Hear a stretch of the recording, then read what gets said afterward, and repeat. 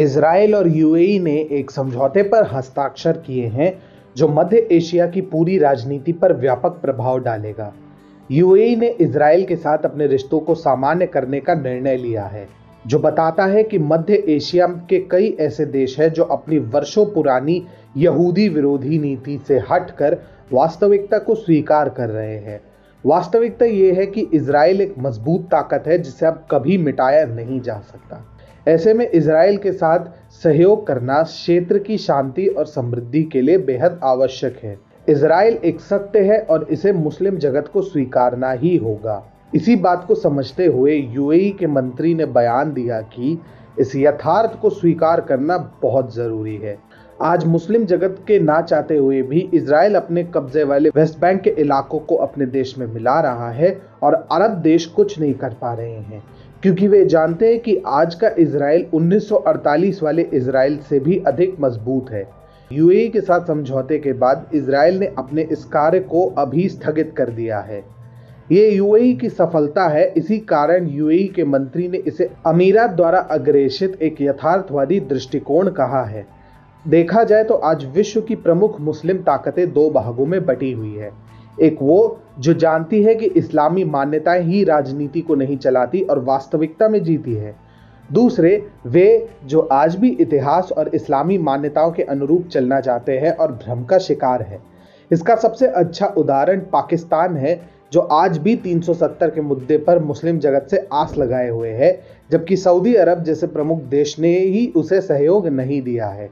Saudi जानता है कि आर्थिक नीतियां मुस्लिम ब्रदरहुड के सिद्धांत से निर्धारित नहीं होती और उसे आर्थिक विकास के लिए भारत की आवश्यकता है।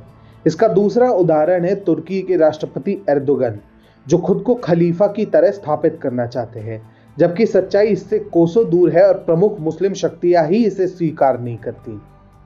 मुस्लिम जगत का ये अलगाव यूएई के कदम के बाद साफ हो गया है।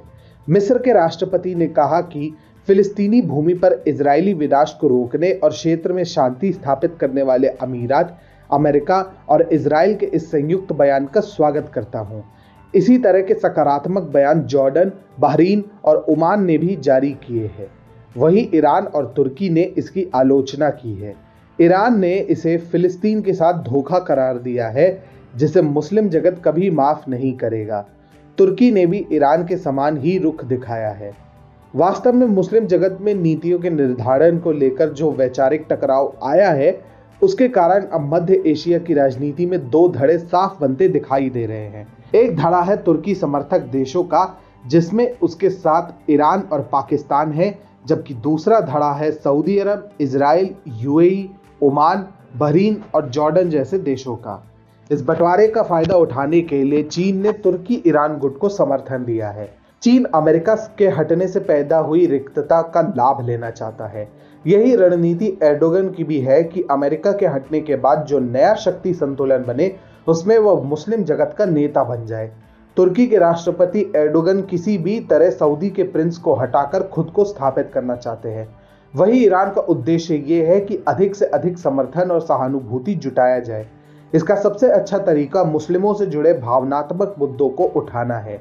वही अमेरिका, जिसका उद्देश्य अब क्षेत्रीय राजनीति में प्रत्यक्ष भागीदारी ना करने की है, वो सऊदी, इजराइल, यूएई वाले धड़े के साथ है, जिससे क्षेत्र में शांति स्थापित हो सके। भारत के लिए भी चुनाव अधिक मुश्किल नहीं है, क्योंकि भारत का इजराइल और अमेरिका के समर्थन में रहना तय है। वैसे भी पाकिस्तान और चीन ने ईरान का समर्थन करके इस फैसले को बिल्कुल आसान कर दिया है। यह गुटबंदी क्षेत्रीय राजनीति में स्थिरता लाएगी या नहीं, ये भविष्य में पता चलेगा, परंतु वर्तमान में ये राजनीति कई नए परिवर्तनों का उद्घोषक है।